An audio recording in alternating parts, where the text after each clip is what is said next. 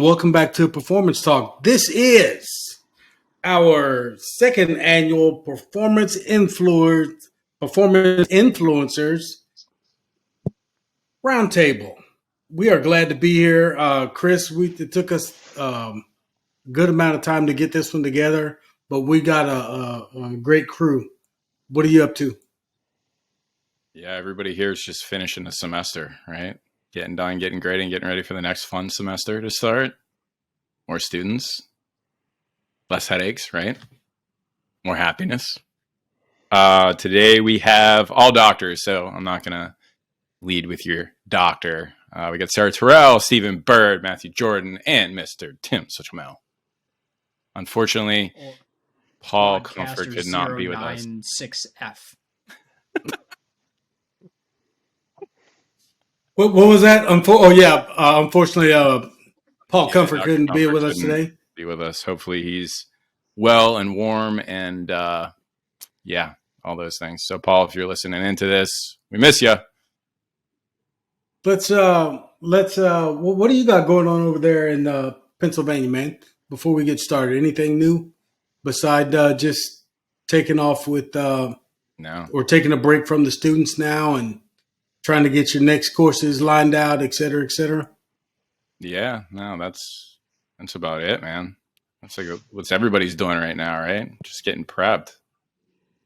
Yeah, well, this is my first go round in about 15 years of jumping back into academia, so getting prepped is different than it was way back then. It's all about getting the computers ready and all that stuff, and getting Blackboard certified, huh? Blackboard is fine, man. It's Canvas that's wearing me out. So, but it is what it is. So why don't we start with the newbie on board, and we'll have everybody introduce themselves and say what they're doing now, and we'll get into this thing. Sarah? Oh, I'm the newbie, which is true. You are the newbie. Sure. Yeah. Hey, everybody. I'm Sarah Terrell. I'm actually at Florida Southern College in Lakeland, Florida. I'm going to go ahead and apologize to the bandage. I told the guys as I came into this, I had to have, a little surgery for some skin cancer piece. So unfortunately, I see this bandage all the time, but that's why. But yeah, like what the guys said, I'm in between semesters, wrapping up one, getting ready for spring. And most of my life is academia. So I'm the program director for an undergraduate exercise science program at Florida Southern. That's my brief intro. Next, whoever wants to jump in. Okay, Matt. I knew that. Voluntold. Yeah, great to be here, guys. It's always awesome to connect at the end of the year. Another year has gone by. My gig primarily is a faculty member in kinesiology at the University of Calgary. I've got a research program, the Integrative Neuromuscular Sport Performance Lab, where we are, examining all sorts of things related to muscle mechanics and physiology. I've got a great team of grad students, also teaching an undergrad course and a graduate course. So, yep, just like everybody else, wrapping up the semester, which feels good. I was doing a bunch of marking before we hopped on here.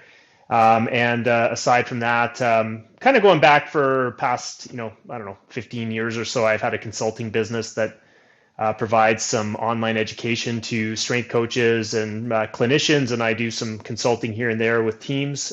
So that's always a little bit of fun in my day. And other than that, just gearing up for these holidays. MattJordanStrength.com, by the way, is a very good resource. If you don't follow it, you should. No, I appreciate that. All right. You want to go next, Tim? Sure can. I just need to get Chris to advertise for me as well. Tim Suchamel. I work I'm a professor at Carroll University in Waukesha, Wisconsin.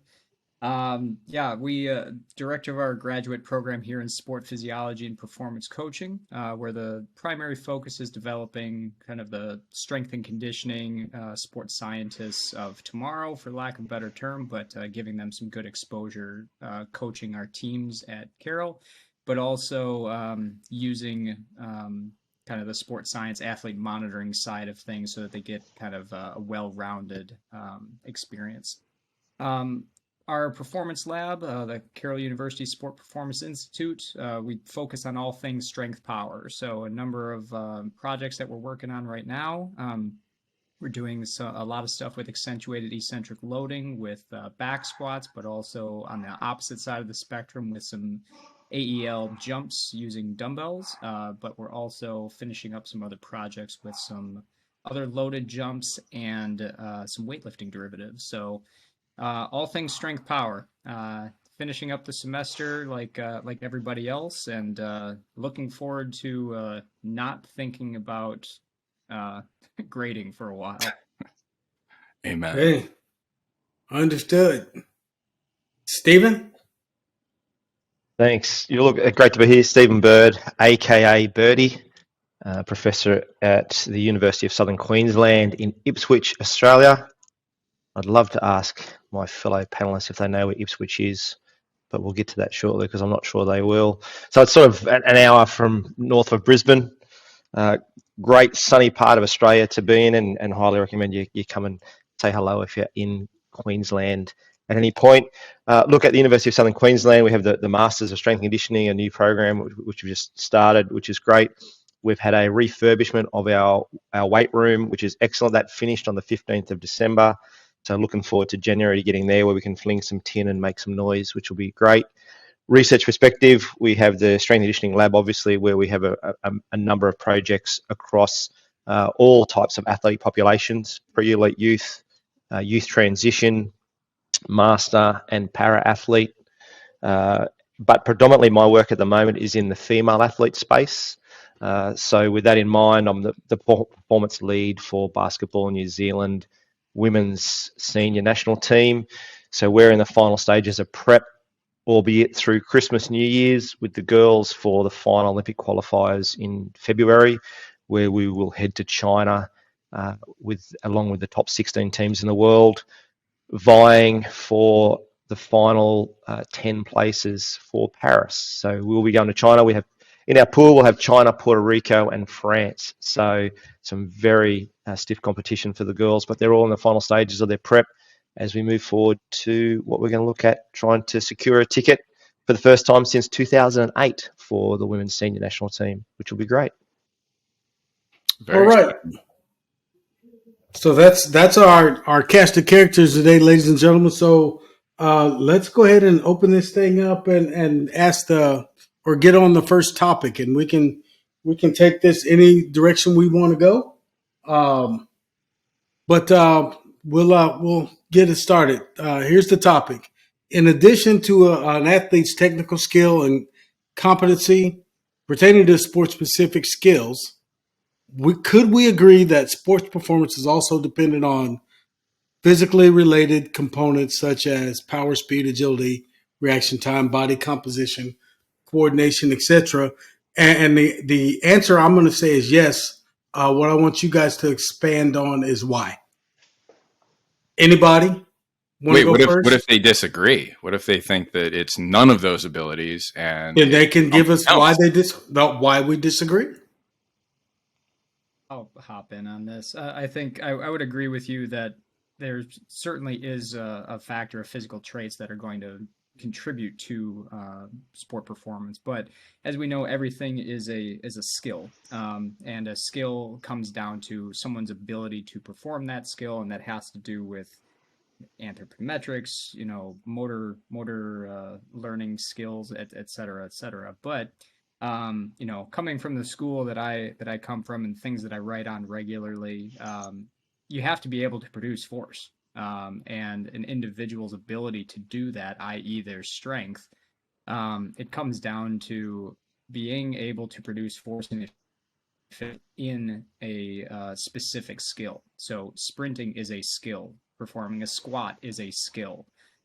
Throwing a ball or bowling in cricket is a skill. So, but the ability to produce force within that individual skill is so task specific that not everybody is going to be the best at every single task. So there's a reason why high jumpers are good at what they do. There's a reason why sprinters are good at what they do. It's not only the the kinematics and putting it in the right position. They still have to be able to produce force within a specific manner. At a certain magnitude of force, a duration over which they produce that force. Because the fact of the matter is, if we're talking sprinting, they're only on the ground at top speed for about 90 milliseconds. And if that's the case, we need a lot of force and we need it very quickly. So if you have someone who doesn't produce very much force and they are spend a lot more time on the ground, chances are they're probably not going to be that great of a sprinter. So, I would certainly think strength characteristics and the ability to produce force is going to be kind of paramount for a lot of that. And I think Matt, you touched on there. Hang on, just one second. I think you touched on there about the specificity requirements of the strength expression component, right? Yep. And one of the questions we get asked a lot is how strong is strong enough? Yeah. Right. And I think we've all heard that expression at some point. And once again, like, what is our answer to how strong is strong enough in relation to strength expression and thinking of the specificity component of that strength expression? Sorry, Matt, I think I just jumped in on you there, man. I guess what you're kind of inferring there, Stephen, is the ratio between strength and power, right? Like what really equates to an individual having that ability to be able to repeat something without losing significant performance in that ability or in that action, right? Which I kind of think draws right back into sprinting, which, Matt, that's kind of your wheelhouse there. Like, talk about kind of what you're taking away from what Tim says, and if you can add or contrast or what you have to offer there. Oh, well, it's such an interesting topic, and going back to where my bias is, given my great Canadian heritage with some phenomenal strength coaches who came before me that influenced my thinking a lot on the topic. I was always of the mind that we build strength and rate of force development capacity in the weight room, and then when you get outside of the weight room, you got to let the sport take care of the rest. And so I've always been adhered to this idea that that's what I use the gym for, and not I would say complete disregard for, I'm just using this in scare quotes, but movement specificity, but certainly understanding that hey, the stuff that we do in the gym probably doesn't really start to simulate the sorts of things you got to do on ice or on track when you're really getting down to the nuts and bolts of things. And so that was a bit of a bias, but I think maybe I can refer to a little bit of a project that we did recently, actually more than a little bit of a project. It was a master's thesis that Matt Zakowski, grad student with our lab, just wrapped up. But we use the model of sprint speed skating because sprint speed skating is kind of a unique sport. And I really like these winter sports because the locomotion is so unique from what humans normally do. You put a pair of long blades on your feet, and then you have this incredible capacity to move at speeds that are just way beyond what any human could do running. So an speed skater could hit whatever, I'm sticking the metric here, but like high 50s kilometers per hour, 60 kilometers per hour in a sprint. And so I guess what we were really interested in was in order to accelerate as a sprint speed skater, you actually go through a phase of acceleration that really is akin to running, where especially off the start, where you sort of like launch yourself at a projection, and you kind of have these short ice contact times, and then eventually I think what we have sort of hypothesized here is at some critical speed you have to begin to glide and push side to side. And then that becomes the way that you skate, is you're moving forward, but you're pushing laterally to create propulsion. And so we thought it would be really interesting to take high-level sprint speed skaters and to examine a functional force-velocity relationship. And we did one with vertical jumping standard on force plates with a trap bar, and we did 3 loads, and then we created these what we called like more movement-specific tests. So we did a lateral jump to the side, we did a forward jump off one leg, and we said that as a hypothesis going into the study, we said that if there was any evidence of movement specificity, that we might differentiate skaters that were better at accelerating once they were into this gliding phase from those who were better at the running phase by looking at these 3 different jumps, two which are highly similar to those movement patterns, and then the third, which is the vertical counter movement jump, which has really no movement specificity to it. And going into it, we were probably both of the mind, as I said before, that I described based on, how my experience has shaped my thinking on the topic. But after we did this sort of exhaustive analysis of, 30 high-level sprint speed skaters, many of them were, world championship level athletes, so very, very good at what they do. We really didn't find any evidence of movement specificity playing into things. And the only thing that really stood out that we thought was interesting was that it seemed like more like the contraction time. So how, like the 30% counter movement jump as an example, which slows you down a little bit relative to, let's say, a body weight counter movement jump. We found that, that seemed to be more of a sensitive measure to this acceleration performance on ice. So anyway, long story to say that to add into this, I'm still of the mind that I think for the most part, when we do strength training, we're developing this umbrella, the umbrella term of strength, but as like individual discrete capacities, how fast we make force, our power, our strength, and we develop these things that are our capacities that support sport skill. But I think, I still think I'm of the mind that developing skill in the gym is probably hard to do because of the fact that it's just way more complex than that. So there's a bit of a few thoughts on the topic. So like direct application. Speaking of application, Stephen, do you see congruency in basketball with what Matt's saying and what Tim's saying, or do you see more specificity there?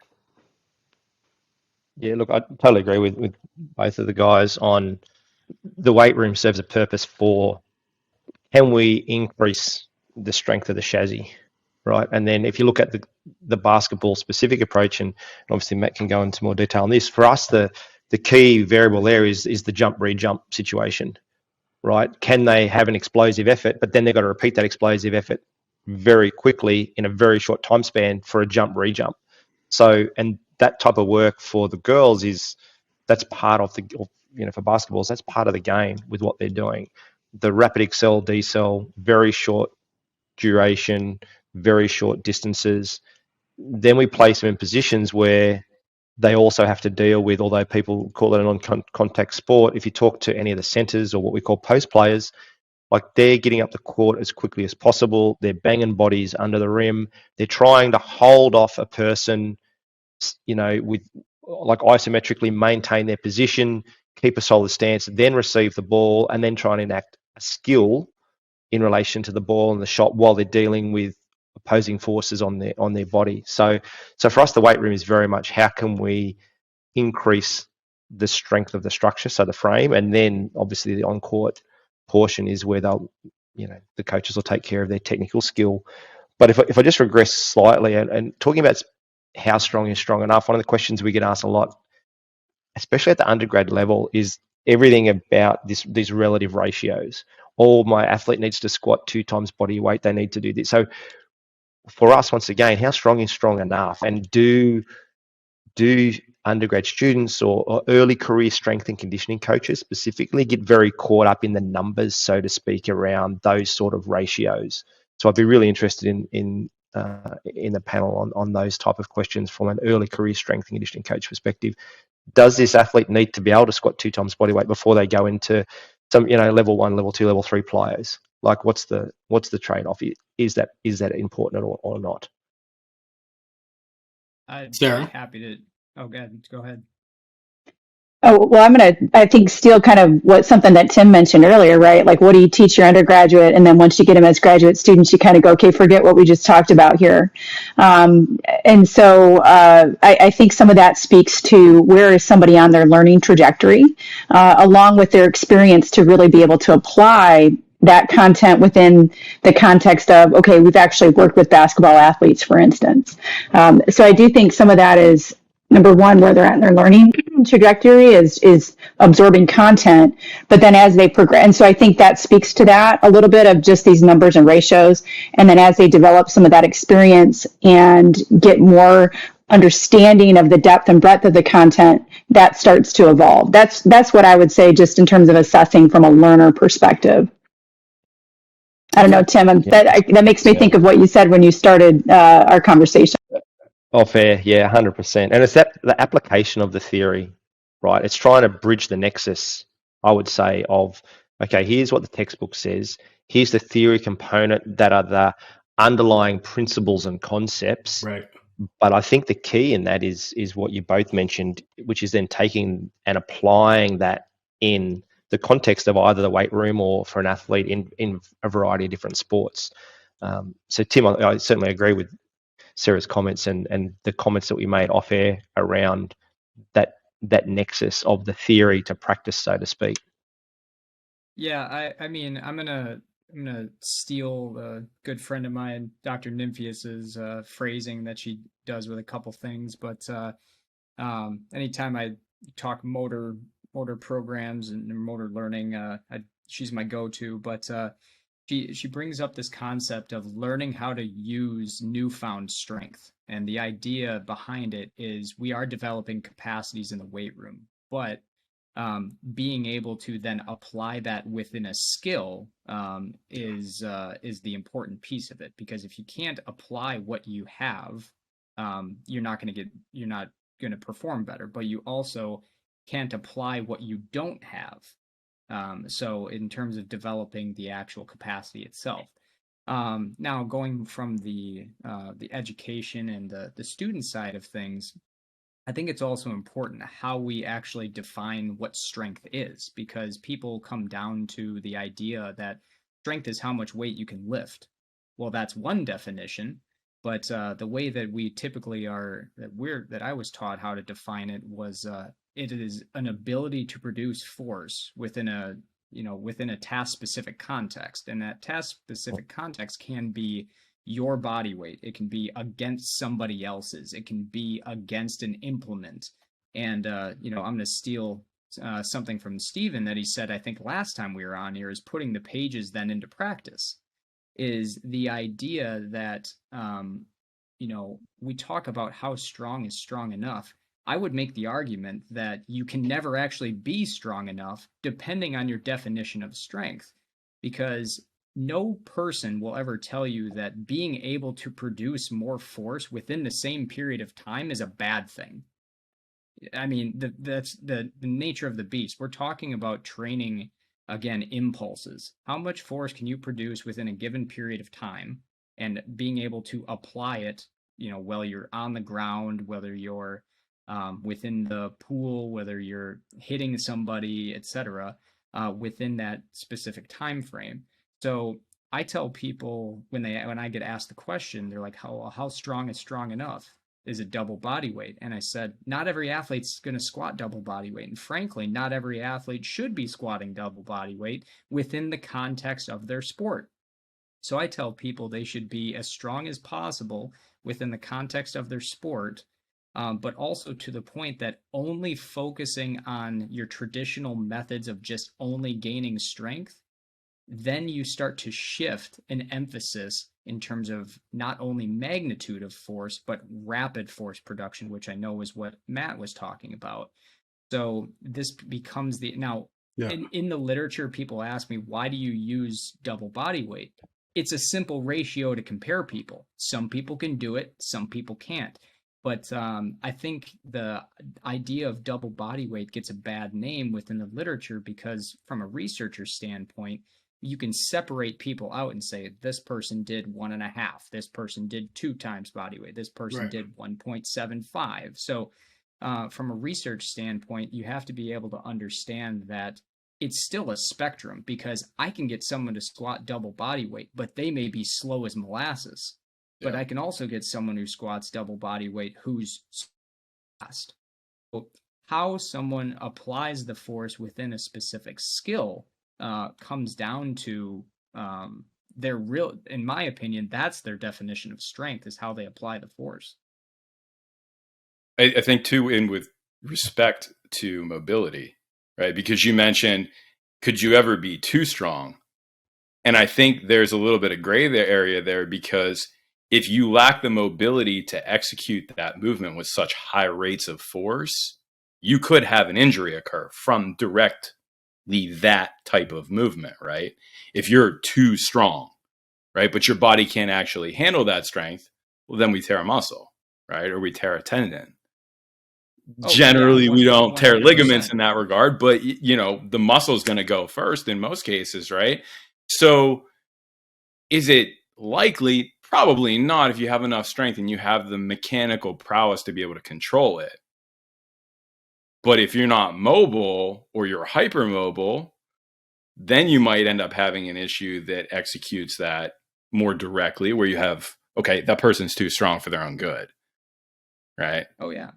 Yeah, I would agree with that. And I think everybody else would too. I mean, a lot of the injuries that we will never be able to fully prevent an injury. If we could, we'd be making millions and millions of dollars. Yeah. But Yeah. Person to do it. we can, yeah. I want to get on that train. Yeah. But being able to develop a more resilient athlete is obviously one of the driving factors of being in the weight room, or even training certain skills of jumping and sprinting, etc. I mean, fact of the matter is, you're not going to be fast at sprinting if you don't sprint. You're not going to be strong if you don't lift weights. You're not going to be able to jump well if you don't jump in your training. So, the practice of the actual skill, the development of the capacities, it all ties in together. And, from the strength and conditioning perspective, as Matt was saying, you have to be able to understand what you have in the weight room, but then being able to apply it in actual practice. You guys are I starting think that's a concept, yeah. Sorry, I think that's a concept that early career strength and conditioning coaches specifically struggle with in the application of that. Yep. And I think we often talk to them around the investment versus reward continuum when they talk about, okay, how much time do I really going to invest in the weight room in comparison to everything else that student athlete or that athlete has going on within their day? And then you start to unpack, okay, where are they within their cycle? Where are they within their program? Where are they within season? All of these other factors that come into play to help determine, like, what is the investment in the weight room that we're gonna put in, based on the other co-founding variables that they have to deal with every day. And I think you've explained it really well there, Tim. I think that's where early career strength conditioning coaches specifically need to look at what their understanding is of the strength expression itself, in what context, and therefore how does that then relate to the investment that they're going to put into the weight room versus what the reward is they're trying to achieve out of that. But by all means, man, to be strong, you need to lift. So from a teaching perspective, what is the number one thing we need to give to those students who are going out early in their careers, the soonest? What do they need before they walk out the door? Yeah, that's a great question, right? So if you look at what we've recently been through at UniSQ around conversing with industry, around what are the essential skills that early career strength and conditioning coaches need as they come out, and ironically, it's not necessarily technical skills in coaching. Usually, the feedback we get from industry is around, can that early career coach, do they have the capacity to unpack and clarify what is the task at hand, and then how are they going to put a plan in place to actually do that? And all of that unpacking is around their communication skills and their level of, or comprehensive level of understanding of the situation more than anything else. So once again, there's a multiple ways we can have athletes within the weight room training various components of strength expression. But what is it that athlete at that point in time needs in relation to those other variables that they're dealing with time of season and training age and all the other things that we would consider? So how does the student systematically unpack that and then come up with, hey, this is what the athlete needs to do right now? And I think the early career strength coaches come out and they're so embedded within, here's a textbook cookie cutter approach to my prescription. And we know that that one-stop shop model doesn't apply. So I think that's one part. How can they take that information, clarify it, unpack it, and then communicate it to the athletes? To that, Matt, sir, to that go ahead. point, you guys are all starting to show through your research that these clearly defined lines between muscular strength, absolute relative, muscular endurance, power, acceleration, deceleration, and hypertrophy are starting to go gray, with each individual is learning that, well, maybe we thought this was hypertrophic, but for this individual, it's not. It's this instead, right? Or, we thought 5x5 was really good for power, but we're now showing that for some athletes, it's not really producing what we thought it was going to produce, whereas something that might be more hypertrophic actually is. And I'm just throwing specific terms out there, right? Because we're not talking about a specific athlete, but we are starting to see that graying where we thought there were such hard lines. This is power. This is strength. This is endurance. Isn't turning out to be like that so much. So these kids are coming out, getting that content, and then trying to apply it and realizing that it's hyper independent to that specific individual, their sport, their prowess, training age, so on and so forth, right? Go ahead, Sarah. I see you nodding your head. I mean, all great points, right? I think the classic line, it depends. I mean, so that in terms of how we look at things and contextual kinds of areas, but, back to what we were talking about in terms of that early entry practitioner, again, it's harder for me. The older I get, I have to think back years of when I was 18 to 22 or 22 to 24 and how concrete everything was. So what I see in our learners is that they're just struggling to just get the baseline knowledge, let alone to then take that and apply it in an agile type of way that they need to in a practical sense. But in terms of skills, what I would suggest and what we always tell our students is that, they have to be malleable to learning, plain and simply, right? Like, that's one of the number one characteristics that our employers are looking for is, will our students, number one, can they talk to somebody? Can they break something down, but certainly have enough fundamental knowledge that they know what's going on to that level that they're at, but then also be malleable to learning and growing and expanding beyond the myopic piece that they're at an 18 to 22, 24-year-old level, to then learning that there's more to this than what they probably took at that juncture in their educational journey. I don't know if any of that makes sense, but I think for us, the interpersonal skills and the malleability and the growth mindset are some of the things that we try to get our students to embrace. Because you got to think back when you were that age, right? That everything was pretty black and white, but no, it's not, as we're discovering. So that's a big curve for them. I was pretty much a brick. Nothing got in, nothing got out. I was just a brick. Just keep breaking it up until it falls into small pieces. But Matt? Things have changed so much, rapidly recently, more than anything, right? Because we have these individuals sitting in front of us that are asking questions, that were asking questions as undergrads and are now doctors doing the research because it just didn't make sense. Or maybe it made sense, but they thought that there was a possibility.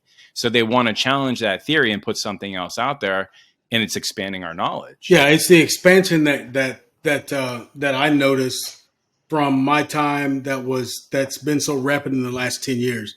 So I'm like from late 70s, 80s, 90s when everything was pretty cut and dry.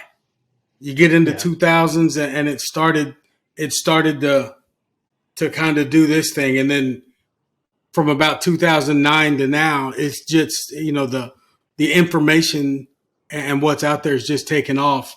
And I heard everybody mention, to include Sarah, with the ability of individuals to be malleable, but that's throughout your career. I don't think that's just in the beginning.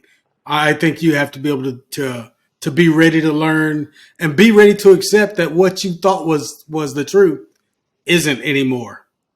That's sometimes the hard part. Yeah. Yeah. I was I'll gonna add I'll to just that. jump Go for it, Matt. Yeah.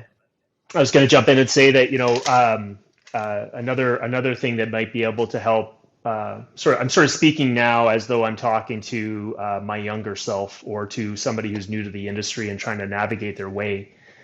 Um, when I was early on in my career, I had a very fortunate position that allowed me to observe tons of different international athletes all coming to the same place to train.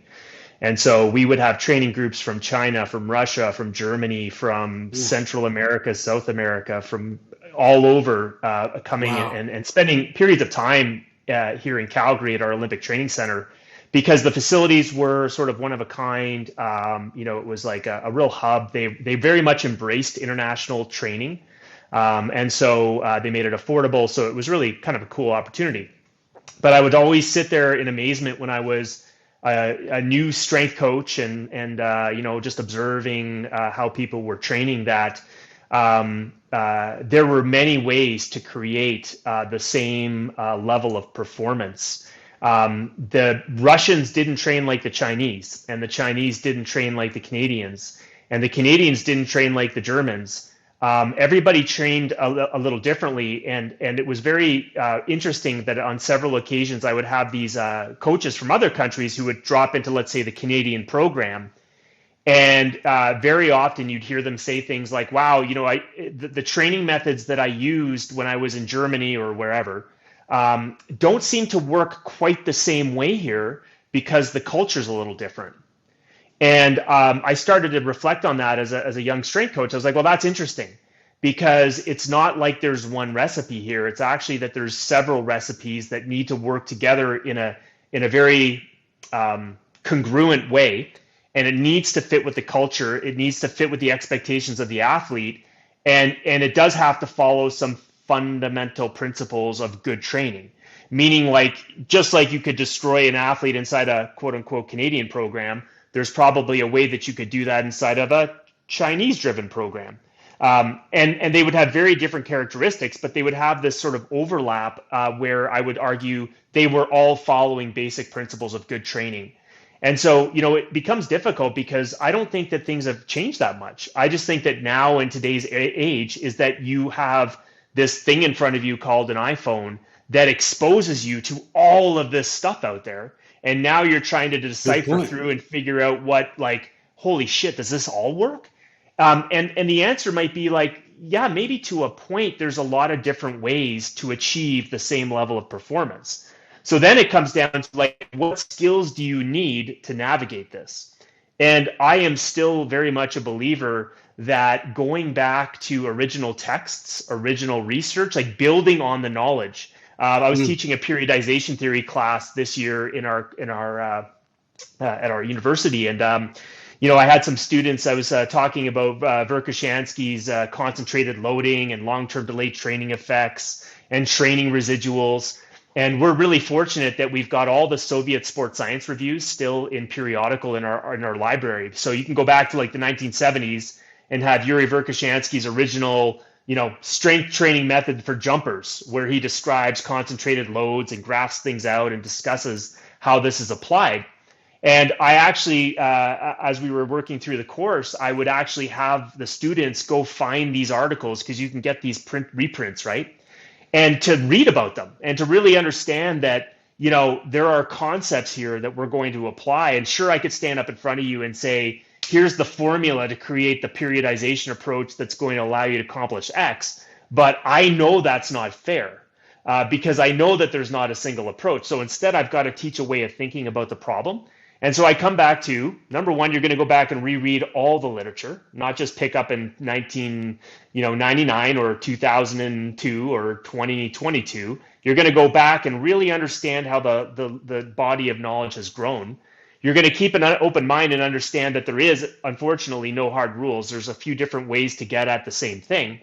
And then I do think on some level, it comes back to understanding the why of what you're doing, which to me, as boring as it is in 2023, it's some basic, starting with basic physiology and biomechanics and motor learning and building on that knowledge. And I'll just end by saying that even though I know that my students would probably appreciate to have very, very direct information, what I try to do is say, hey, listen, I'm going to teach you some rules so that you can go and break the rules.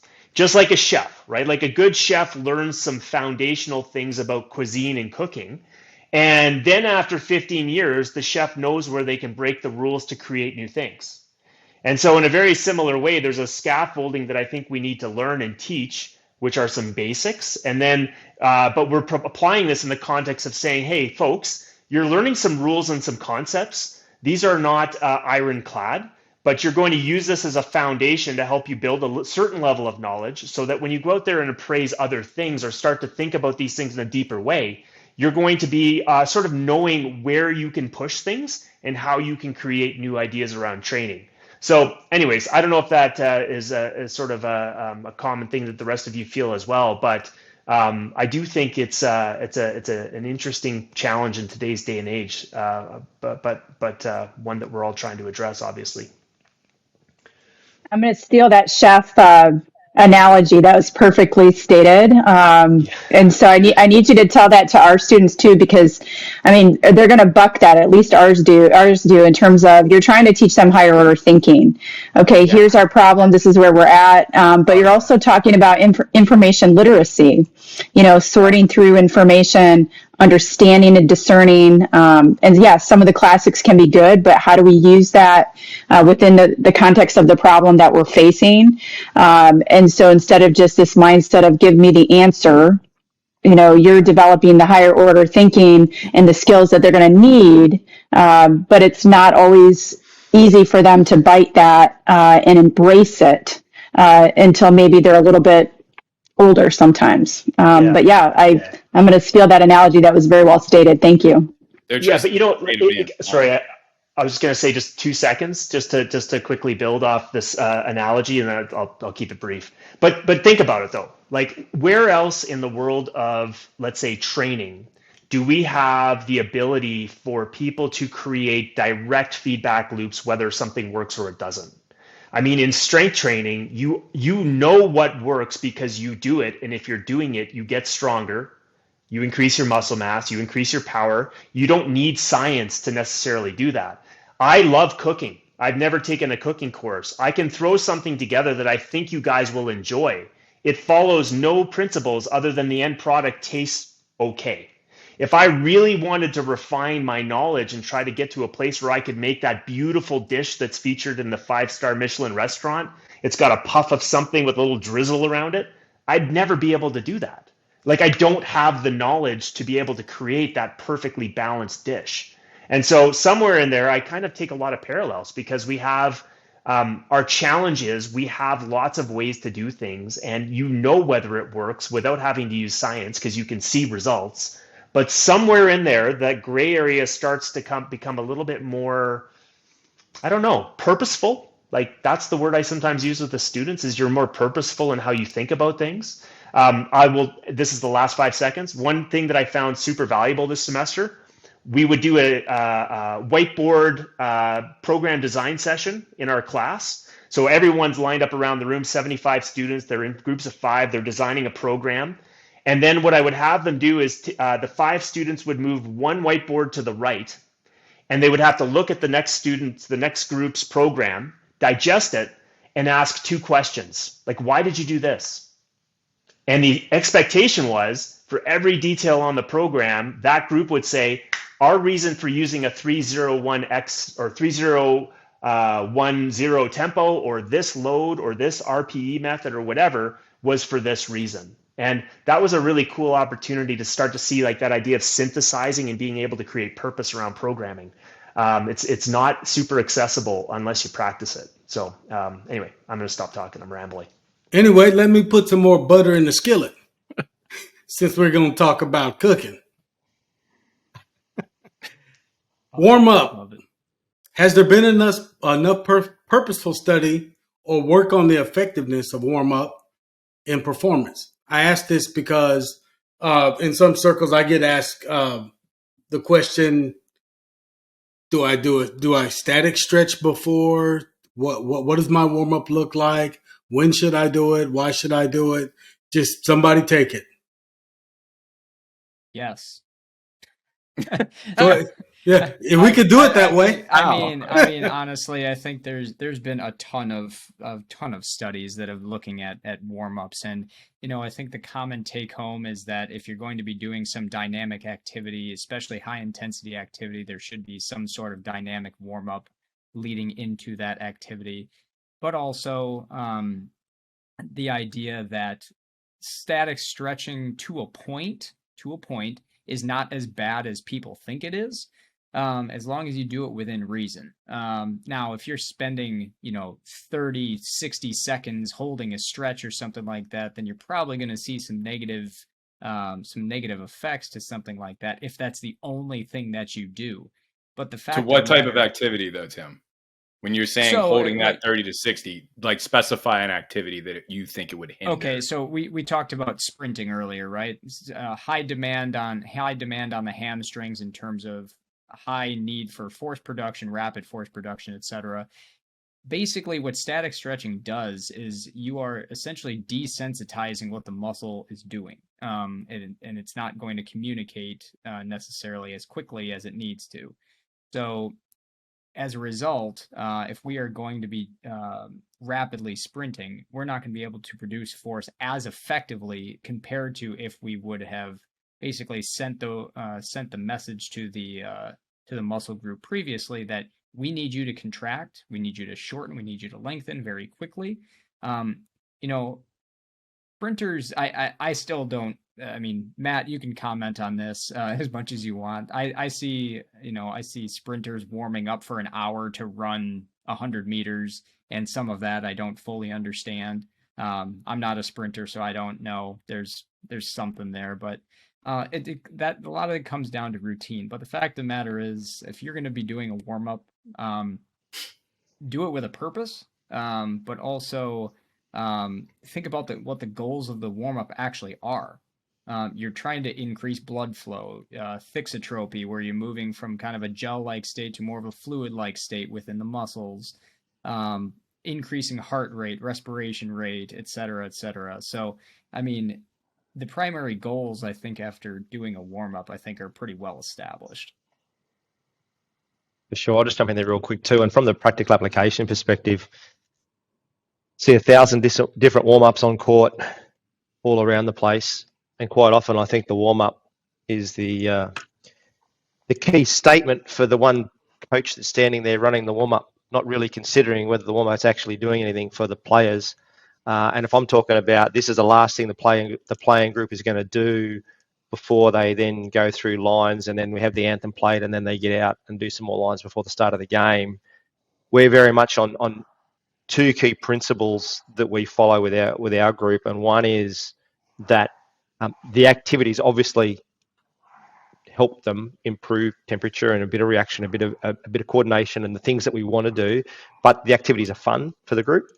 And two, we always end with the same last activity as a group to connect the group together before they then go off. You can put in any drill that you want that you believe is going to assist you with the chaos that happens on court and preparing the athlete to be in that dynamic environment.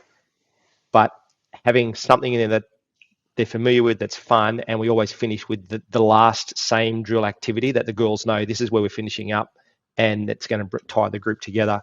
I see a lot of warm-ups where it's more about the trainer or the S&C coach on the side of court having all these fancy things that don't seem to really gel the group or probably end up with the final product they want. Like, we can talk about specific warm-ups, but I think for the listeners, two key things for me, and that is that there needs to be a fun component to it, and have the team and squad end on the same thing that they know is going to be the end goal. Okay. Yeah, I mean, I think that speaks to so much of the from the clavicle up versus clavicle down piece of thinking about what we do, right? So you're, certainly talking about that team dynamic, that camaraderie, that routine that is so critical within certainly basketball, which is a sport that I love and adore as well. But that's also that mental part that I think is so critical to anything that we're doing, that we can't forget that piece related to the ladies need routine. At least that's what I found in the basketball arena. And they also need that sense of, this is what we do, and we're all doing this together, at least from a team sport perspective. So I appreciate that part, because I don't think a lot of us always think about that. We get too caught up in the science and all that, but we got to recognize, we got to balance that with what's best for that team dynamic and that mental psyche going into something. So there's a perfect example of this, and I don't know, for those of you that have HBO Max, now Max, right? The current in-season Miami Dolphins show, okay? First or second episode, they're talking about playing against the Raiders and how Max Crosby, how do you deal with him? So in practice, they literally took a player from their roster, put him in a jersey that was yellow with his number on it, and had him watch film and act just like Max Crosby would in a game to the quarterback, the TO, so that he could get accustomed to dealing with what he would expect to deal with in a game setting, so that when he went out there on the weekend, he knew what he was in for, because he had already been dealing with it, right? So it's like that mental prep, I think, is what Steven's really like tying in there. Again, yeah, they got to like it. If they don't like it, they're not going to put effort into it. They're not going to get warm, right? Blood flow is not going to go. Temperature is not going to go up, right? We're not going to get that vasodilation of vasoconstriction to tissues that we need if they're not dialed in. They're not releasing those endorphins to get dialed in. Yeah, for sure, man. Almost when 98's coming at you, he's a beast every game. But the part from that they take from the head coach, and we write about this in our book that we published a couple of years ago called When Winning Matters, is around the trust performance continuum, right? And if you like, everyone knows Simon Sinek, and he talks about this scenario with the Navy SEALs where they were all looking for the highest level of performer, and then they've gone, actually, there's something around having these performers that are just the highest level that don't necessarily have this very unique trait of high self-awareness, which is quite critical for trustworthiness.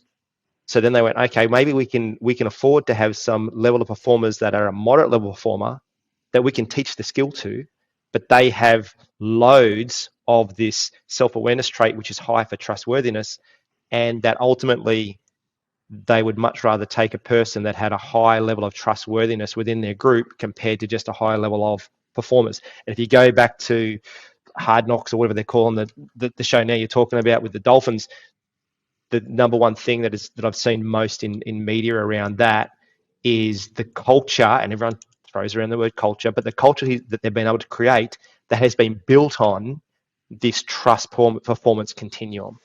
And if I go back to what we do on court with our basketball girls, or what we do in the weight room, I'm very conscious of all of the performance staff and the medical staff trying to connect some of those trustworthiness traits in every single encounter we have with our athletes.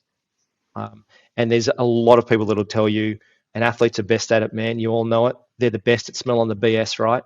Oh, You yeah. can't be a used car salesman trying to sell a car if you know nothing about cars. Right? Athletes will get that every time as an S&C coach if you're asking them to try and do something. And they will live by, they don't care what you know until they know how much you care, right? And that's a human innate trait. So for us, with the head coach, with the team we're with at the moment, there's been a lot of intent across all of the level of staff around the trustworthiness piece and trying to develop that connection with the player. I think that the second group is that all you guys deal with too. That'll sniff out BS are students.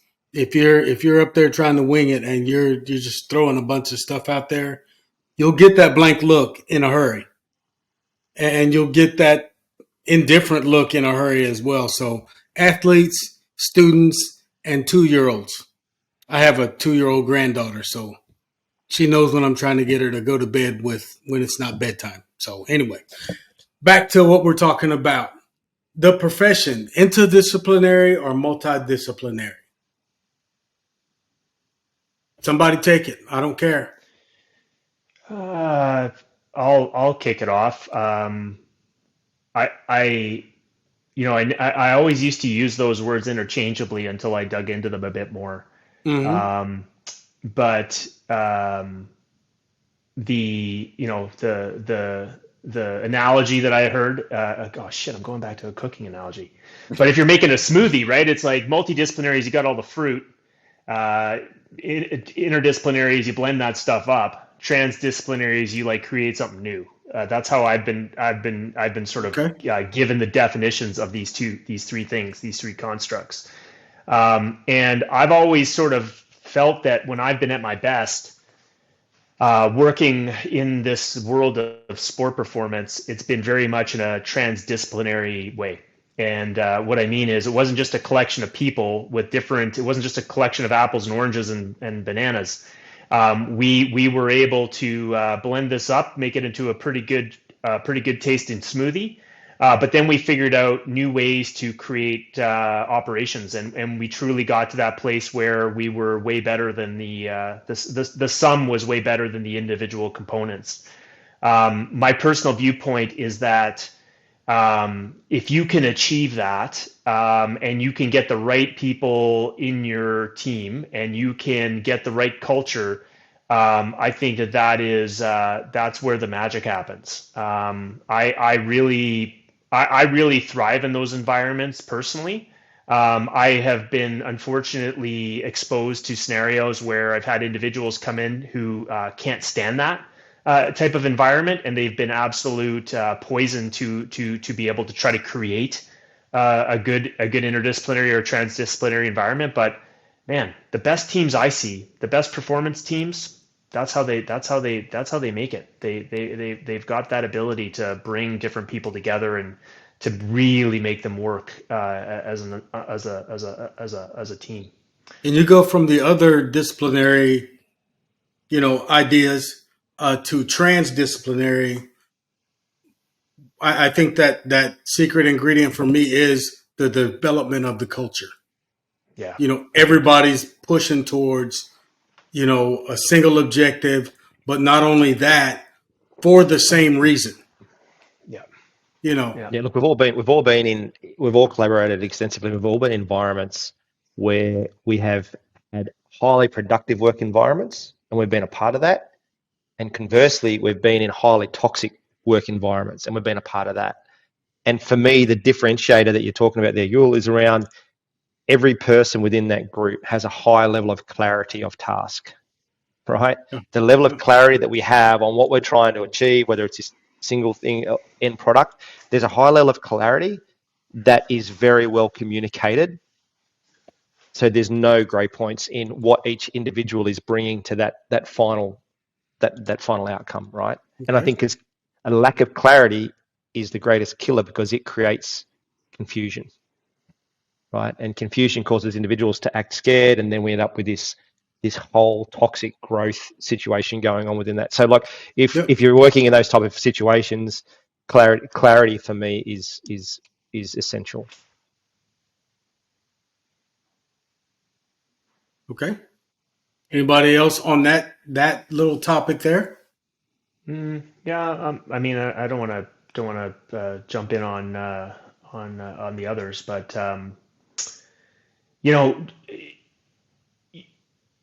the clarity for me, that's a really crucial word, and it really is the clarity on what everybody's common purpose is for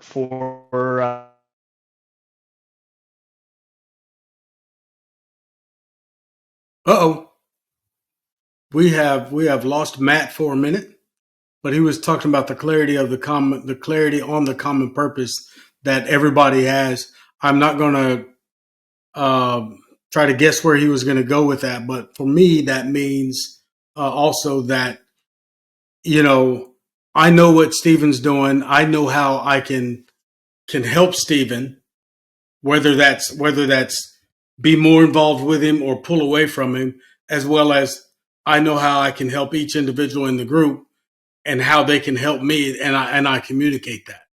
So, for me, that type of clarity, clarity is that one building block and also the glue to the culture. Yeah, 100%. And I think there's as humans, we all have this innate desire for two particular things. One is we want to be heard, and Right. two, we want to feel like our contribution is impactful, right? Right. So for me, the clarity piece is around allowing all of the members of that team to be heard and showing, displaying, demonstrating how they're going to be impactful with their contribution moving forward. And I think, you know, the better teams or the more successful teams, you will see that that's a common thread across, in comparison to organizations that may not necessarily be as successful. And that person or those group of people, they need to be comfortable in that situation so that I can say, hey, Steven, I've got this wild idea, right? And I think that we should explore this. Let's sit around the table and let's talk about it. If I don't feel comfortable coming to you with that because you're like, we're not changing anything, like we're fine the way that we are, and you're going to shoot me down, or I'm going to feel it's negative, I'm not going to be comfortable and have that confidence to be able to throw that your way, and that's going to create that reservation in me to not feel like I have that cohesion, right? Yeah, for sure. And we all want, you know, clarity. One of the goals of clarity is to provide a level of confidence within the group, right? So clarity equals confidence, where we can be comfortable in uncomfortable situations.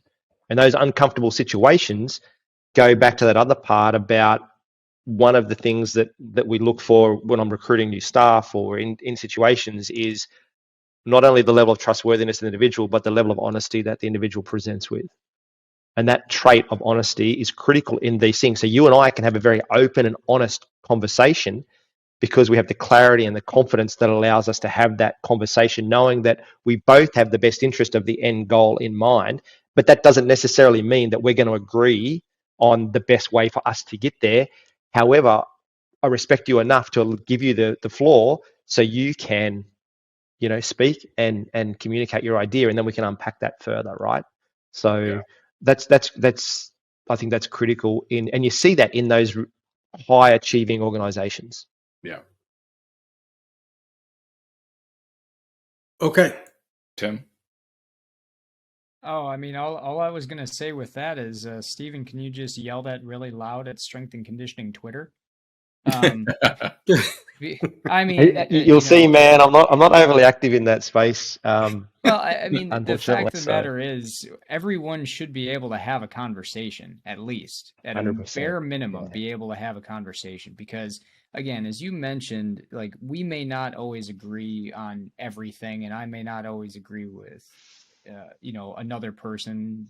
They may hate my research or something like that, but, you know, be instead of being the person where you're saying, well, this person's doing this and whatnot, maybe try to have a conversation, actually understand where they're coming from, because context is everything. Because, you know, I've had people with some of our research on weightlifting, pulling variations. They're like, well, you're saying don't do the catch because, you know, blah, blah, blah. And I'm like, read it. It never says that anywhere. It doesn't say that anywhere. All I'm saying is that this could be a viable alternative, and you might be able to get this and this from this. Nowhere does it say, stop doing this, you know, be gone from me. What it does say is, I'm actually gone. expanding your toolbox rather than taking things out of it. 100%. And, you know, For I sure. think trying to get that across to people is challenging, because, you know, you don't always get a chance to actually have a conversation with them. But all of us should be able to, you know, sit down with someone that we either don't understand the concept, or we may disagree with something that they have said, and actually sit down and say, so can you tell me more about this so I can understand it better? That's Instead of just bad mouthing somebody in the back without actually understanding where they're coming from. without The even problem a with, you know, yeah, without even yeah, a conversation. Well, it yeah, forces I you to mean, put yourself out there. You have to take a risk and say, absolutely, hey, I want you to absolutely, teach me because something. I need to be vulnerable.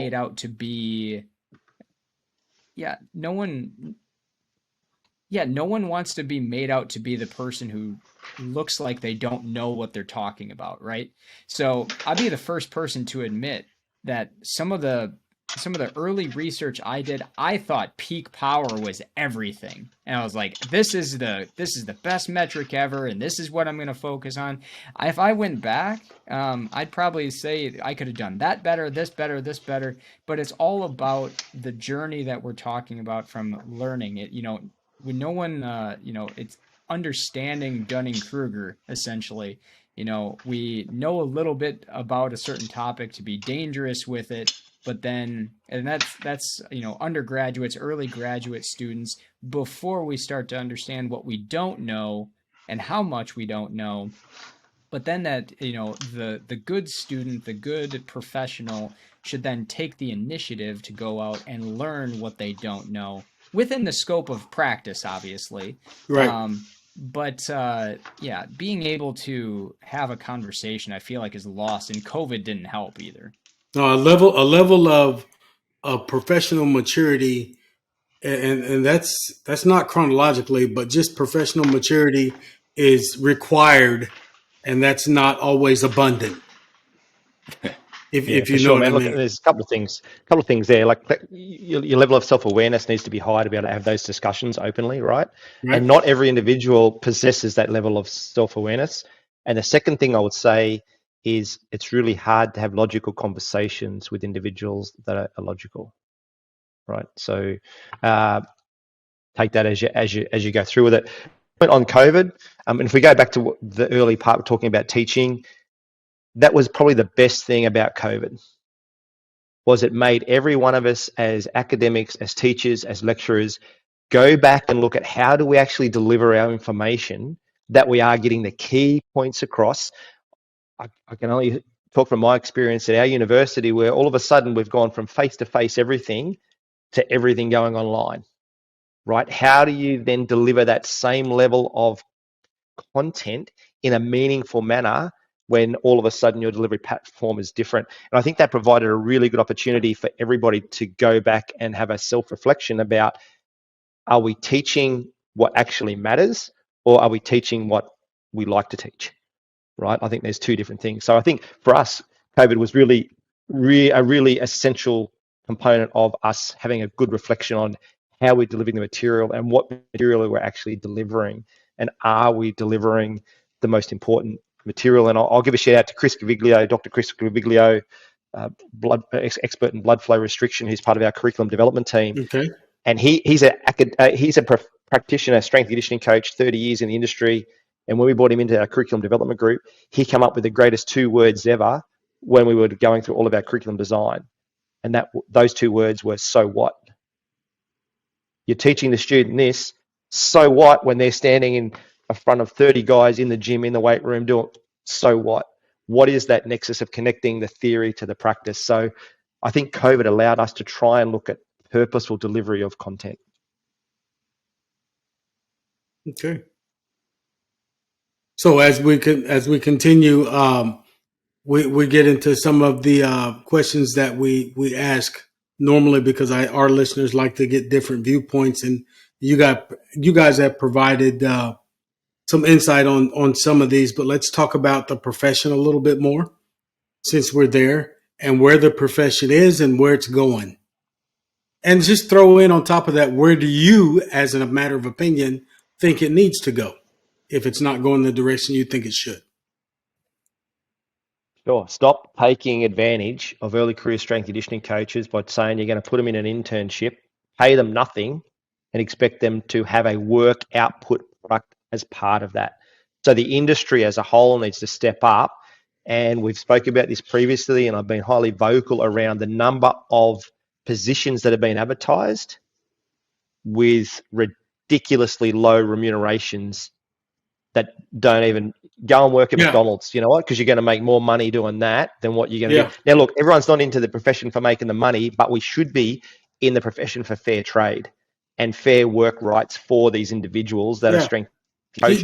They have to be able to. I'm sorry, Stephen, but they have to be able to.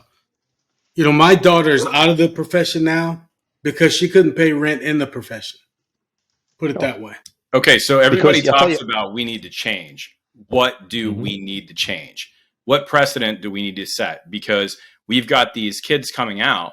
They're going to take these free donate your time, work your butt off, pro jobs, pro internships, because they want the experience, but they get there and they can't even get their hands on because they're not allowing them touch anyone. Yeah, sure. Look, and I'll give a shout out to the Australian Strength and Conditioning Association here. They were very vocal in providing some of the first remuneration guidelines for strength and conditioning coaches, where they have a set professional structure. So yes, you go through and do your certification with the ASCA or ASCA, and your level of certification aligns with a remuneration guideline structure, which then aligns with things that you should be requesting from your employer if you're going to work within this particular band within the remuneration guideline structure. Now, look, that's not government mandated, but what it does offer for me sitting in the interview with the organisation, because I'll get to my second pet peeve and then I'll let the others talk. My second pet peeve is all of these adverts with no remuneration outlined in the advert at all. So consummate on qualifications and experience, what the hell does that mean? So it means if I've got 3 PhDs and 50 years experience, I should be worth this much more than the next person. That, like, organizations, put your remunerations in your adverts so we know, is it worth my time or while to put in my application, or is this targeted towards an early career, mid-career? Put that in. So I think going into those, if you are able to get an interview, that's have the self-awareness to have that discussion with what is the remuneration. All right. Don't be a tracksuit coach and take these roles for free, because you're devaluing the profession.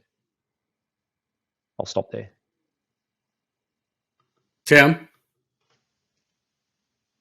I don't know what I can't follow that. I mean, Put your tracksuit on, man. Yeah, exactly right. I mean, I agree with everything that Stephen had said.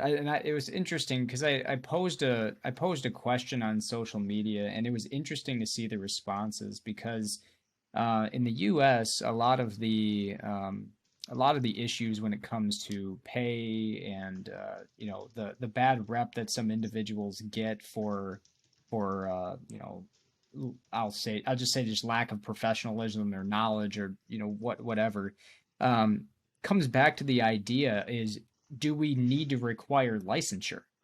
And I asked the question, and I think 3/4 of the people who responded, and there were a good chunk of people that responded, probably over 300, said that yeah, they would support doing that, and there were some people that were vehemently against it. And again, to each their own, their opinion. I just posed the question because I was just curious, because we have certifications, and not all certifications are created equal. The requirements of certain certifications, whether it's ASCA, UKSCA, NSCA, etc., some will have you have a practical portion, but practical is relative to what test you're taking, because UKSCA, you got to go through program design and defending it and everything. Practical application for the NSCA is you're gonna view certain exercises and you're gonna say what's wrong with them and everything. And so not all certifications are created equal. I would also say that there's a lot of people who can pass certain certifications by just reading a book. And if you're book smart, and there's a lot of people that are book smart, that doesn't mean they're going to be a good professional.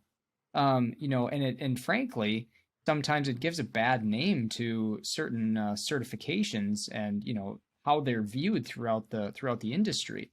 But again, I'm a proponent that people should be certified, number one, but I also am of the opinion that I feel like if you want to set the standard a little bit higher, there probably should be licensure, at least considered it. Because you think about all the other professions out there, you have athletic training, you have physical therapy, and all, they have to sit for board exams. So it's something that as the industry moves forward, I don't know how that structure would actually look, but I'm sure that's going to continue to be a frequent conversation, because otherwise all we're doing is we're just shouting in the background. People are all upset about everything. And, you asked the question, Chris, like, what are we going to do about it? right now, we don't know what we're going to do about it. CSCCA has different requirements for how much mentorship you need, and it's different from the same organization. So where I hope we go is to continue that conversation, because we need to raise the level of standard, because otherwise we're going to keep getting the instances where athletes are dying because of malpractice. And Right. the bare minimum of what you should be doing as a strength and conditioning coach is not hurting your athletes. Period. That's the bare minimum. That is the absolute bare minimum, Right. is safety while you are training the individual. And that's weight room, that's on the field, that's on the court, whatever. Now, I understand, and we talked about this earlier, not all injuries, not any certain, I'm not going to say any, but not all injuries can be 100% prevented. But you can certainly prevent malpractice from not doing stupid stuff. Right. And I to go along with everything that both you guys have said, I think there's some professional leadership that needs to come to the front. I've had talks with, and Sarah, I think we talked about this before, maybe at the national convention. But I've had talks with the NSCA and some of their leadership about just, step to the front and be a leader in some of this stuff. And don't be afraid to say, this is the way you should act. You don't have to put it in your journal. It doesn't have to be a complete study, but you can make a statement and step and be a leader. Don't be this kind of membership gathering organization that wants to just gather memberships and that kind of thing, and step up. Take up for those guys that say, look, you shouldn't accept jobs that are less than a cost of living, or you shouldn't you shouldn't do this. And if you offer an internship, these are the minimum requirements that you have to meet in order for someone with our certification to come in and work in your building. Well, one quick resolution to that is don't post them on your job board. And when they get posted and they don't meet those requirements, take them down. Don't allow people to abuse 100%. that system.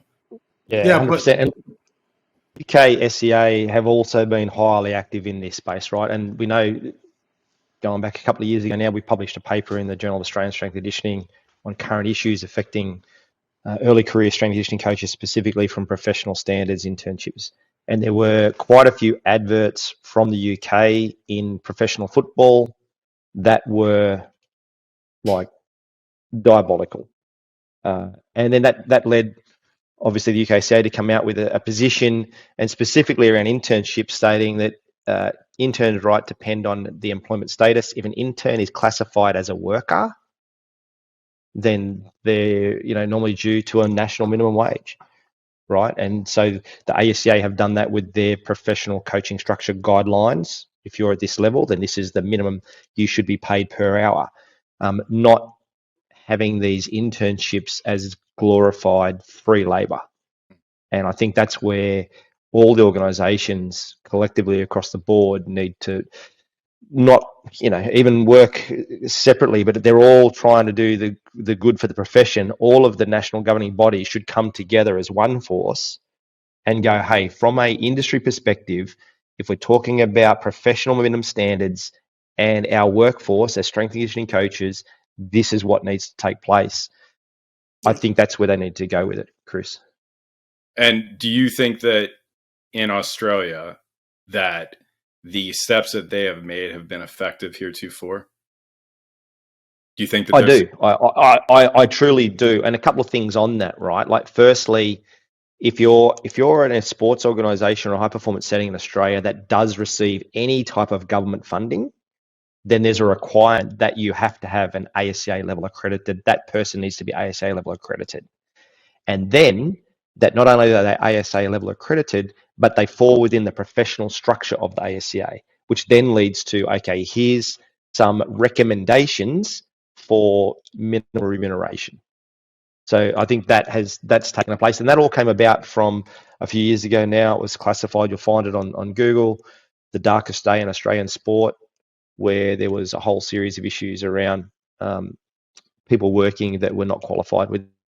That then led to these changes and these mandatory requirements from government funding to professional sporting bodies. So I do think that the ASCA should be commended for what they have been able to do in space within the Australian sporting setting. Matt, do you think that you're experiencing the same types of thing in the Great North?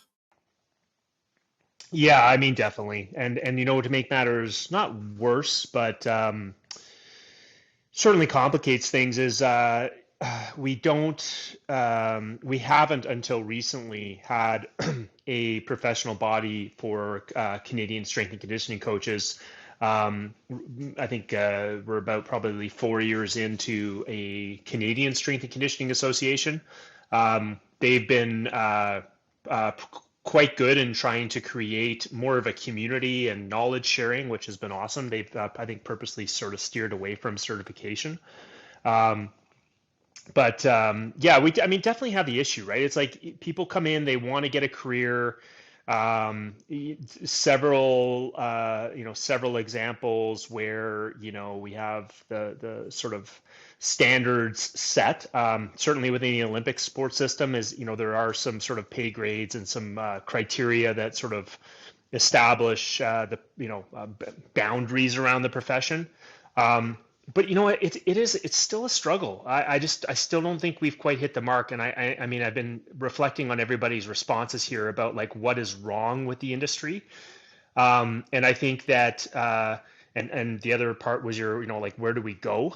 And I would say, fundamentally, I'm so much in agreement with what's been said about really, especially people who've been around now and who have been able to sort of have a voice on the topic, because I think we do really need to we have to sort of really speak out against those, free internships and free sort of expectation that you go in there and grind it out for a line on your resume.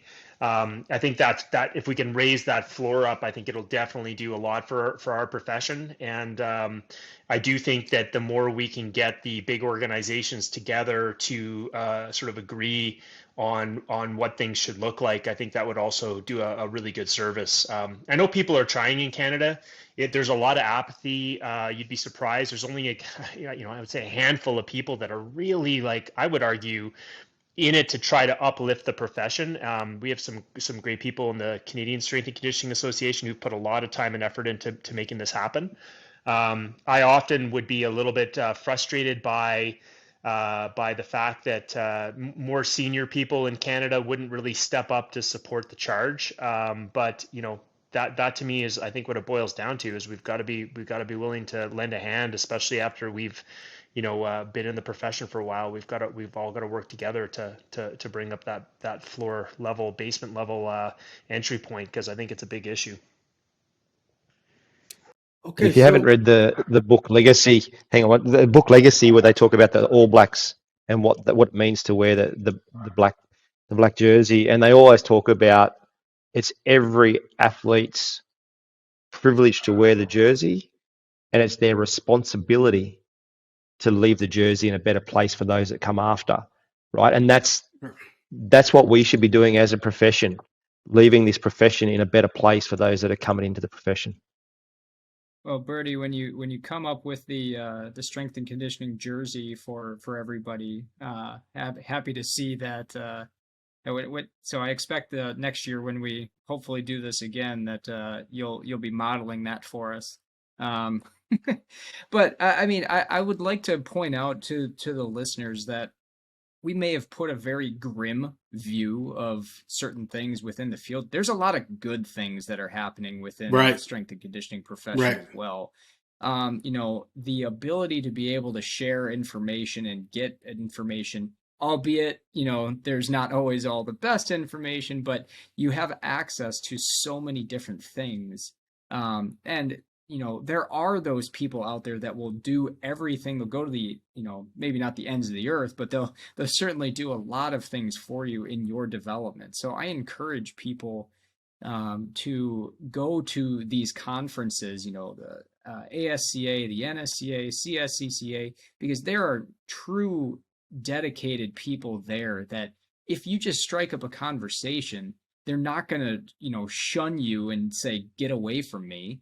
And no one And worth your time in the field should ever say that to you, number one. But I usually give all my students, I bring them to NSCA every year if possible, but I give them a scavenger hunt of people to go talk to, and introduce yourself, to the Sophia Nymphaeus, to Doc Stone, to Meg Stone, to Andy Fry, like all these people who've done it, they've been there, Duncan French, all these individuals, to help people get to that next level. Because the question that a lot of the younger people coming into the field are, how do I get to where you are? And everyone's journey is going to be a little bit different, but I tell everyone, you have to leave no stone unturned, and you have to be able to talk with people. And, the relationships are big, because I may get a phone call one day and say, hey, I remember meeting this student of yours at the conference. I have a job position that it might be very fitting for them. What are they doing right now? And then I can forward that on to them if they don't have the contact information. Because again, in our field, it's all about relationships. There's so many good things that are happening within the field as well. There can be a lot of toxic things. We tend to focus on the negatives, but I just know that there's a lot of good things and positive things happening as well. And just like our athletes, we have to be incredibly resilient. Do not get comfortable with hearing no. Accept it and move on and keep chugging and chugging and chugging, because you are going to get a lot of no's.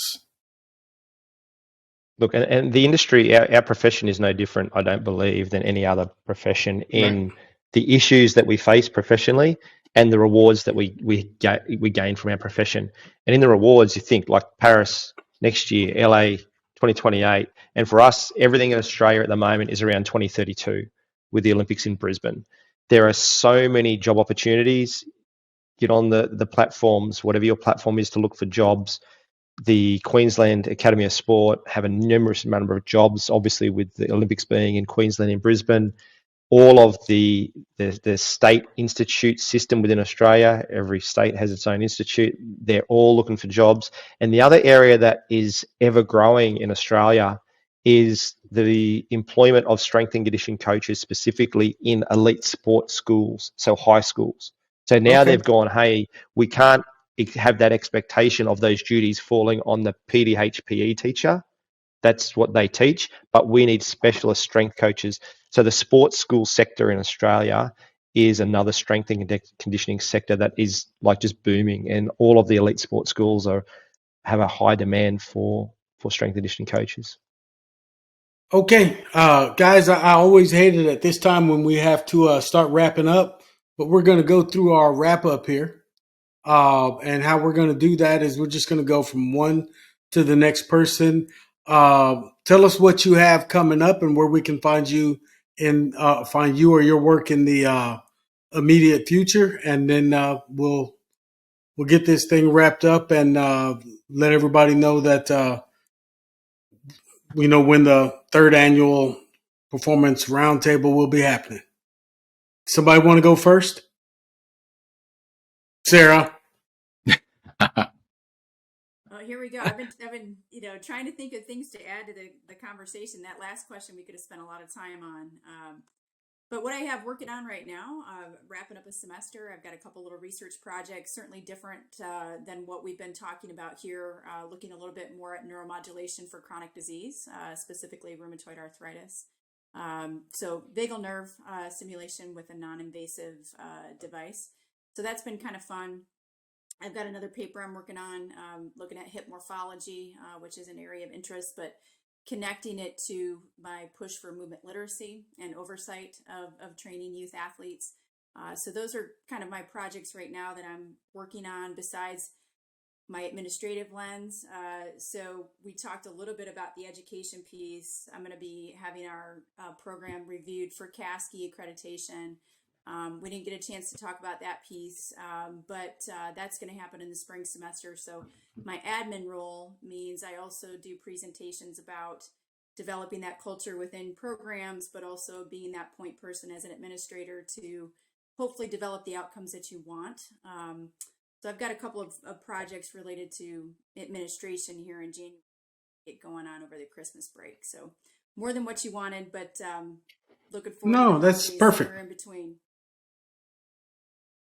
Matt? Well, it's been a really good about I guess past 6 to 8 months. My lab groups pounded through some data collection. We did a really comprehensive baseline strength and power assessment on about 250 athletes this summer, and Man, yeah. we're following athletes before and after ACL injury, and we've been able to, obviously with this longitudinal design, capture a ton of different insights, hopefully around the relationship of strength overall with injury and post-injury recovery. So stay tuned for that. There's Yeah, some that'd be hopefully, interesting to follow. Yeah. yeah. So hopefully, we've got working on a couple papers right now that hopefully will get submitted somewhere in the new year. And then, yeah, aside from that, I just continue to do my work on sort of on the online education piece, and obviously providing more for sports teams and clinicians and those sorts of things. So always trying to integrate new information, new courses and stuff like that. But that's the main thing. So anyone who wants to, reach out, feel free. Grab my email from the U Calgary website or just over social media. And just want to say thanks again to the guys for organizing today. I really appreciate it, and great to be on with everybody else. All right. Tim?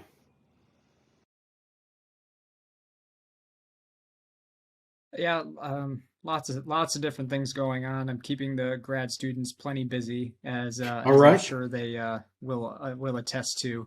Like as I mentioned at kind of the introduction, a lot of the stuff that we're working on right now has to do with different eccentric training methods. So we're looking at some AEL squats, getting to the point where we're finishing up all that study. All the men's data is collected. We'll have women's data as well. So hopefully 2024 will be very fruitful in terms of papers coming out on that. So the key with this is being able to look at differences between traditional squats, maximal AEL, which is 100% on the way down, and super maximal AEL with over 100%, and how much weight actually falls off and how that impacts squat performance in terms of force production, barbell velocity, etc. In addition to that, on the opposite end of that AEL spectrum, we're doing those jumps with dumbbells. So we're doing percentages of body weight, which has been done before, but we're also doing percentages of back squat, which to my knowledge has not been done before. So we're looking at that and kind of some impacts on rebound jumps following that. So we're doing pretty well on data collection with that. We're doing a study with flywheel squats versus regular squats. So, and being able to trying to match some velocities between the two to basically say like this level of inertia is equated to this percentage of a back squat. To be able to look at that, all the force data all the time. But other than that, I have some students that are writing up some data that we have on some different weightlifting derivatives. So we're looking at different ways to estimate or try, if it's possible, to estimate a 1RM of a pulling variation without doing a catching variation, which will just give us another method of loading. I'll be the first one to tell you that it's not that these methods may not be as good as we kind of hoped they were, but it just gives us, it's all hypothesis driven stuff. So we have even if it comes out not as good, that's information too. Right. Right. And So, I guess that's the benefit of the work, is that if it doesn't work, then we know what doesn't work, and then we just right. move on to the next thing. So, yeah, we're working on that. So we'll be able to actually put together some velocity zones for an entire spectrum of weightlifting derivatives, which is pretty cool. Working on that with people like Brian Mann, Paul Comfort. I'll be able to put together that stuff. It's a mountain of data. I kind of joke with people that we could stop collecting data and I'd be fine to write for about 5 years. So it's a good spot to be, but as we know, and as the others can attest to, there's never enough time to write it. So that's why the students are also, I'm giving the students the initiative to do a little bit more writing. But all our stuff you can usually find on ResearchGate. Not overly active, but Dr. T. Sukamel on Twitter and Instagram. All right. Stephen, if you want to wrap us up on the. Sure thing, man. Look, academically, we've got a lot going on with the new masters. We're going through 3 external accreditation processes next year for the strength and conditioning program, the Masters of Strength and Conditioning. So we're excited to look at that. We've increased our staffing within that program, which is always awesome to see what staff are out there. So the Masters of S&C at the University of Southern Queensland is ticking along. Research-wise, look, got a lot of, it goes in swings and roundabouts, right? As Tim's alluding to, you have this period where you're collecting a lot of data, and then you get this nice little time to try and write up some of that. Our postgrad program, we've got some students in unique places in the NBA and the NBA G League and the NCAA, NFL. We've got some nice research going in the basketball space in both the NBA and the NBA G League on tendinopathies, obviously. So we've got some nice stuff happening there with some students. We've got a more unique study that was actually, there was a story written on it in the Washington Post in April. More muscle, more problems is what it was called. So we've got a PhD student, Dr. Aaron Wellman, who already has a PhD, doing his second PhD. Very task-driven coach, and he's looking at trying to validate a new algorithm around the 5A fractionation method around muscle mass per kilo of skeletal frame. So is there actually too much muscle in relation to explosive athletes in collegiate sports? So specifically, obviously, NFL related players. So we've got that going on. My pet projects at the moment are around the female athlete space. So we've just published some work on strength expression across menstrual cycles in athletes. So that's just recently been published from our master's student, Kurt Vogel, who he'll go on to do his PhD in that space. We're publishing our work from the Asia Cup in July this year around athlete wellbeing and stresses associated with intensified competition schedules in female elite basketball players. We've got that happening. Also, we've got some new research in the impact of melatonin-enriched foods and food dose consumption in relation to sleep. So we've got some unique stuff happening there. And then tying that all together, we've got a paper that's coming out with my colleagues at the University of Miami on supplementation strategies for strength and power athletes, carbs, protein, amino ingestion, with some recommendations and guidelines coming out. Then in the practitioner space, obviously we're gearing up for the qualification in Feb, man. The girls have been working hard. I've been in that program for 4 years. Similar squad, unique moment in time to try and qualify for Olympic Games. They haven't qualified. The last Olympic Games was 2008. And ironically, we have one of the assistant coaches who played then, her daughters are in the squad at the moment. So what an unreal story. If they are able to qualify. That'll all come down to the 10th of February, so watch that space. That'll be our game against Puerto Rico, where the girls will be very competitive, and hopefully we get that win against Puerto Rico, and we perform competitively in the remaining 2 games against China and France. And I just hope the girls are able to put in their best performance and be the best version of themselves on the days that matter, right? And then see how we go. But those girls are amazing for what they do to qualify for Olympics in a program that's not full time. We've got mums, we've got workers, we've got college athletes, we've got squad members in 3 different continents. So a shout out to them. And just want to finish off with wishing everyone a Merry Christmas and safe and happy New Year. And shout out to all the first responders, the the nurses, the fireys, the paramedics. They do an amazing job. My wife is a midwife. She'll be working over Christmas because I don't know why these ladies still want to continue to have babies over the Christmas period. But we need staff to be there to look after them. So shout out to all the first responders and the medical staff that work over the Christmas period. Outstanding, guys. I'm gonna say this before I give it to Chris, but it's always a pleasure to have you on and talk to you wherever I see you. We're gonna do this again next year. Sarah, you are invited, so get yourself ready. And you won't be the newbie. We'll ask somebody else to come in. Again, I thank you. For me personally, this podcast is a passion project for me, and I know it's been close to that for Chris. But we enjoy having real professionals on talking about this profession in a nice, relaxed manner, but also very informative and very. I'm just very grateful for that during this holiday season, and Merry Christmas to everyone there. Chris, you got anything? Yes, and thank you to all of you again. We would not be here without you guys, so we really appreciate the efforts. Nobody's getting paid to do this. We're all donating our time because we love the field, because we want to see people expand. We want to share knowledge, right? We all have that drive. So we really, really do sincerely appreciate you guys coming on. You repeat, guys. We love you. We'll have you back again, obviously. This has been the second annual Performance Talk Strength and Conditioning Roundtable, or Performance Roundtable. We'll see you again real soon, guys.